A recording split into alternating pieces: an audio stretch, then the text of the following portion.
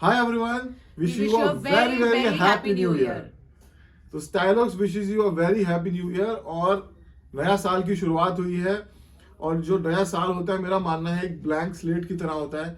नई शुरुआत होती है बहुत सारी नई चीज़ों की। तो आप भी अगर कुछ नया शुरू करना चाहते हैं, बिजनेस से रिलेटेड शॉप खोलना चाहते हैं, किसी भी चीज़ की नई शुरुआत करना चाहते हैं, तो बहुत ही सही समय है, इसको शुरुआत कीजिए। क्योंकि इसी समय से देखिए पूरा कैलेंडर ईयर है ये, जी। जिससे हम बहुत सारे रेजोल्यूशंस भी लेते हैं। आपने भी लिए होंगे, पर्सनली भी हम सब लेते हैं, हेल्थ को लेके, फिटनेस को लेके, और ऑफिशियली भी लेते ही हैं। तो कोई भी काम को शुरू करने के लिए अगर एक फ्रेश शुरुआत करी जाए तो माइंड भी बिल्कुल फ्रेश से सोचता है और अच्छी बिल्कुल। चीजों को प्लान करना इजी हो जाता है। तो इसलिए हमने सोचा कि आपको अपनी कुछ जर्नी के बारे में बताएं कि कैसे हमने अपने बिजनेस की शुरुआत की और आज क्या क्या हम लोग कर रहे हैं। तो हम कहते हैं ना हमेशा कि जो हमारे बड़े भी हमेशा हमें सिखाते हैं कि दूसरों की गलतियों से सीखो, बड़ों से सीखो। तो वैसे ही हम बता रहे हैं कि थोड़ा सा एक्सपीरियंस जो हमने आज तक लिया है वो हम आपसे शेयर करें, जिससे शायद उससे आपको कुछ ऐसी सीख मिल जाए कि आपको वो गलती करने से बच जाएं। वही कहते हैं ना, एक्सपीरियंस से सीखो या अच्छी बुक्स पढ़ के जिन्होंने ऑलरेडी गलती की है उनसे सीखिए। तो उस जर्नी के बारे में आज डिस्कस करते हैं आपसे और अपने एक्सपीरियंसेस शेयर करते हैं। तो सबसे पहले मैं शुरू करती हूँ बहुत स्टार्टिंग से, जब हम दोनों एक्चुअली में मिले थे। 2010 में हम दोनों की शादी हुई थी दिसंबर में, और 2011 में हमने अपनी कंपनी रजिस्टर करी थी। बिल्कुल। हम दोनों जॉब्स में थे। मैं एमबीए एचआर एंड मार्केटिंग हूँ, सर एमबीए हैं आईटी में, और हम दोनों अलग अलग जॉब्स कर रहे थे बहुत ही अच्छी कंपनीज में, और बहुत ही अच्छी सैलरी ड्रॉ कर रहे थे। हम दोनों का कोई बैकग्राउंड नहीं था राइट। कि मैं आईटी से आता हूँ और ऋतिका एचआर बैकग्राउंड से आती है। हम लोग डेनिम का बिजनेस आज कर रहे हैं। हाँ। तो इससे कोई हमारा लेना देना नहीं था। तो अगर आपका भी कोई लेना देना नहीं है उस बिजनेस से जो आप प्लान कर रहे हो, तो घबराओ मत, आगे सुनो, मैं आपको बताती हूँ और क्या क्या हुआ है। तो अभी हमने 2011 में अपनी कंपनी रजिस्टर करी, पर अपनी जॉब्स नहीं छोड़ी थी, हम जॉब कर रहे थे। फिर उसके बाद मैंने अपनी जॉब क्विट करी पहले, बिकॉज घर से काम शुरू करना था। बहुत मुश्किल होता है अच्छी सैलरी छोड़ के ये डिसीजन लेना कि बिजनेस करेंगे, क्योंकि सबसे बड़ा प्रॉब्लम यही आता है कि हर मंथ की 10 तारीख को जो सैलरी आ रही है वो अब नहीं आएगी, और बिजनेस करना है और उसमें कितने पैसे कमाएंगे कुछ आइडिया नहीं है, सिर्फ एक प्लान है दिमाग में। तो उसको एग्जीक्यूट हमने किया अपने घर से। हमारे पास अपने घर में एक ड्यूप्लेक्स बिल्डिंग थी, ग्राउंड फ्लोर पे हमारे पास स्पेस खाली था। तो हमने एक स्टाफ हायर किया और एक मैं खुद थी।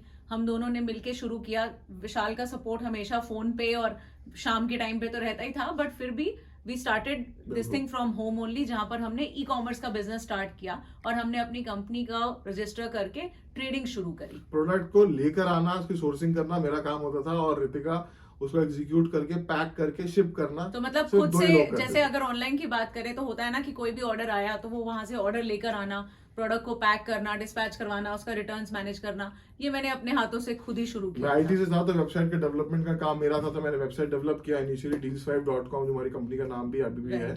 तो deals5.com से शुरुआत की। उसके बाद हमने धीरे धीरे उसको ग्रो कराया और वेबसाइट्स के थ्रू बेचा।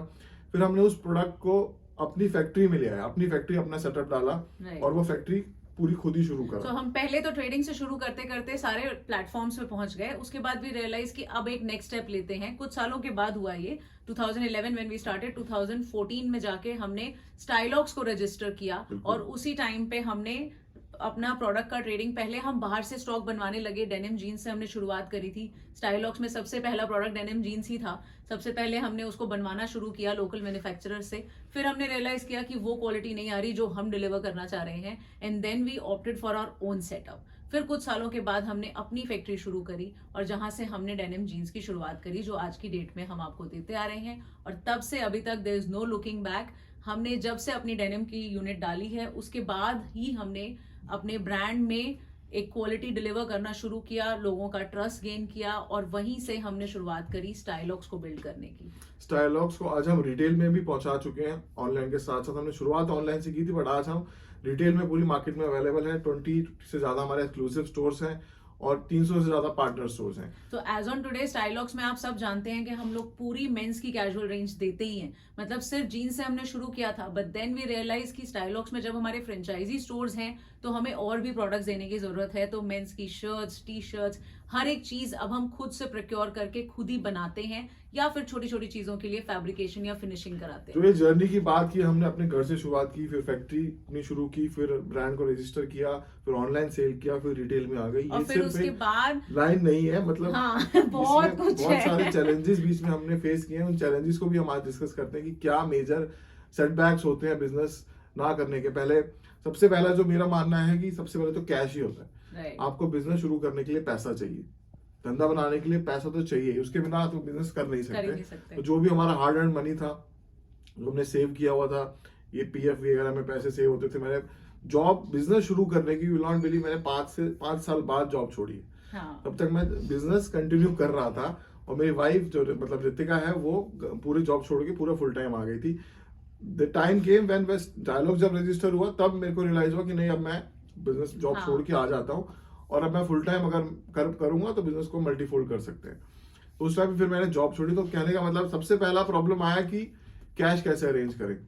तो कैश सबसे और उसके साथ में ये प्रॉब्लम भी सबसे बड़ा आता है कि आपकी फैमिली का बहुत सारा प्रेशर होता है आपके ऊपर, क्योंकि आपकी अच्छी खासी सैलरीज जो आप दोनों लोग ड्रॉ कर रहे थे वो आपकी बंद हो गई आनी, और अब आपको पैसे भी अरेंज करने हैं और पैसे कमाने भी हैं। और फैमिली की एक्सपेक्टेशंस हमेशा उतनी ही रहेंगी कि जितना आप वहां से अर्न कर रहे थे उतना पहले महीने से कमाने लग जाओ, which is just not possible. तो वो सारी चीजों को फेस करना एक बहुत ही मुश्किल टाइम होता है, और साथ में आपको ग्रोथ पे भी फोकस करना है। तो बहुत मुश्किल से हमने उस टाइम पे जो अपने फंड्स थे वो लगाए, क्राउड फंडिंग करी, जिसको आपने सुना होगा कि मतलब अपने रिलेटिव से कैश इकट्ठा करना, फंड्स अरेंज करना, फ्रेंड्स फैमिली से, कि आपको पता है कि हम इसका क्या रिटर्न उनको दे पाएंगे। बहुत भारी होता है जब वो वापस नहीं होता है वो पैसा। हाँ। सबसे ज्यादा प्रेशर अगर फैमिली से या फ्रेंड से आपने लिया हो तो सबसे ज्यादा प्रेशर तभी होता है जब वो पैसा हम किसी वजह से नहीं दे पा रहे। तो वो बहुत बड़ा चैलेंजेस होता है। बट मेरा सजेशन ये है कि आप जो रिस्क लेंगे वो कैलकुलेटेड रिस्क लीजिए। हाँ। जो एक प्रोसेस होती है स्टेप एंड लॉक, मतलब आप पहले एक स्टेप ऊपर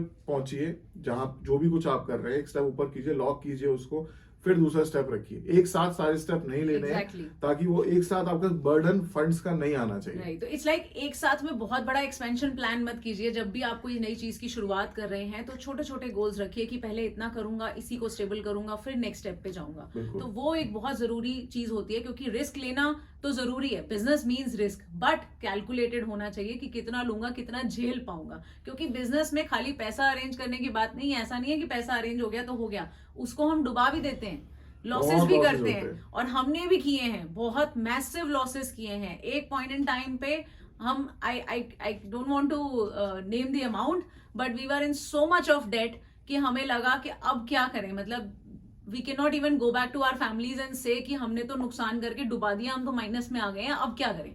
but because we had no choice, we had to go on, and that was the moment जब हमने और बड़ा रिस्क लिया, और फिर हमने अपने घर का सेटअप छोड़ के फैक्ट्री सेटअप में शिफ्ट किया, और हमने और बड़े चैलेंजेस लिए। But good part was that with the efforts we banged on. तो मैं समरी, अगर बिजनेसमैन अगर आप बनना चाह रहे हैं, उसकी शुरुआत करना चाह रहे हैं, तो सबसे जरूरी है आपको परसिवरेंस सबसे ज्यादा आपके अंदर होना चाहिए, आपके अंदर पेशेंस होना चाहिए। मेरा मानना है कि अगर आप एक पेशेंस आपके अंदर नहीं है तो बिजनेस करना बहुत ही मुश्किल है, क्योंकि हर स्टेप पे आपको अपने आप को संभालना पड़ता है कि नहीं, अगर मैं गुस्सा हो जाऊंगा या नाराज हो जाऊंगा या मैं अपना पेशेंस लूज कर दूंगा तो वो जो काम होना है वो होगा ही नहीं। तो पेशेंस बहुत जरूरी है। परसिवरेंस मतलब कि आपको बार बार वो काम करना पड़ेगा, हारने के बाद फिर उठना है, फिर हारने के बाद फिर उठना है, रिस्क लेना है, फिर हारना है, मतलब ये सब चीजें साइकिल की तरह चलती जाएंगी। और सबसे जरूरी आपके अंदर अच्छी लीडरशिप स्किल्स और सेल्स स्किल्स होनी चाहिए।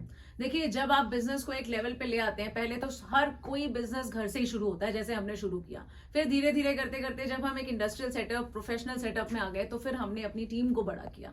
अब आपके पास अलग तरीके के चैलेंजेस आएंगे, आपको अपनी टीम को, वो खत्म कभी नहीं होंगे। बिजनेसमैन का जो मतलब है ना, प्रॉब्लम सॉल्वर है। हाँ, हर स्टेप पे आपको प्रॉब्लम सॉल्व करनी है। अगर आप अच्छी प्रॉब्लम सॉल्वर हो तो अच्छे बिजनेसमैन आप बन सकते हैं। It's exactly like being a parent. आपको लगता है ना कि अभी तो आपका बच्चा छोटा है तो आप बिजी हो, थोड़ा बड़ा हो जाएगा तो आप फ्री हो जाओगे, बट आस्क योर पेरेंट्स, वो आज तक आपसे फ्री नहीं हुए हैं। आज तक वो आपको संभाल रहे हैं और कुछ ना कुछ चीजों में आपको सपोर्ट करते हैं। तो this business is also like your baby. आपको उसको एज अ पेरेंट ही संभालना है, और प्रॉब्लम्स हमेशा आती रहेंगी, पर हार नहीं माननी है, क्योंकि आप ही का बच्चा है, आप ही को उसको संभाल के ग्रो कराना है। और अगर आप हार नहीं मानेंगे तो ग्रो तो हो ही जाएगा। और आज मैं आपको यही बताने चाह रही हूँ कि हम आपको अपनी जर्नी इसलिए बता रहे हैं क्योंकि अभी नई शुरुआत हुई है। आज हम डिफरेंट तरीके के चैलेंजेस फेस करते हैं। एज ऑन टुडे हमारे पास 20 फ्रेंचाइजी स्टोर्स हैं, 300 प्लस पार्टनर्स हैं, और इस साल का भी हम अपना नया गोल बना के ऑलरेडी बैठ चुके हैं, which I will share with you. पर अब हमारे पास चैलेंजेस दूसरे तरीके के आते हैं। जब आप मार्केट में नोन होने लग जाते हैं, जब आपका ब्रांड बनने लग जाता है, तो आपके पास दूसरे तरीके के कॉम्पिटिटर चैलेंजेस आ जाते हैं। आपको अपनी टीम को मैनेज करना पड़ता है। तो चैलेंजेस हमेशा चलेंगे, पर आपको हार नहीं माननी है और आपको अपने प्लान बताते रहना है। आज का ये वीडियो जो हम आपके लिए लेकर आए हैं, वो इसलिए लेकर आए हैं क्योंकि हम पूरे दिल से चाहते हैं कि आप जो भी लोग इस वीडियो को देख रहे हैं, किसी भी इंडस्ट्री बैकग्राउंड से हो, बिल्कुल। पर अगर उन्होंने भी इसी तरीके के कोई चैलेंजेस लाइफ में फेस किए हैं और आगे कुछ नया फिर भी प्लान कर रहे हैं, हार अभी भी नहीं मान रहे हैं, अभी भी प्लानिंग में लगे पड़े हैं, तो प्लीज हमसे अपनी स्टोरी शेयर कीजिए, क्योंकि हम सुनना चाहते हैं आपसे कि आपने क्या चैलेंजेस फेस किए और अभी भी आप आगे क्या करने वाले हैं। ये जो नीचे आपको नंबर दिख रहा है, इस पे आप अपनी वीडियो रिकॉर्डिंग भी भेज सकते हैं, ऑडियो रिकॉर्डिंग भी भेज सकते हैं और लिख के भी भेज सकते हैं। कॉल पे बताएंगे तो हम उसको रिकॉर्ड नहीं कर पाएंगे, तो इसलिए आप इस नंबर पे ये तीनों तरीकों से अपनी स्टोरी हमसे शेयर करें। बिल्कुल, तो अपने बिजनेस की, अपनी जर्नी की नए साल में शुरुआत कीजिए। Wish you a very very happy happy new year.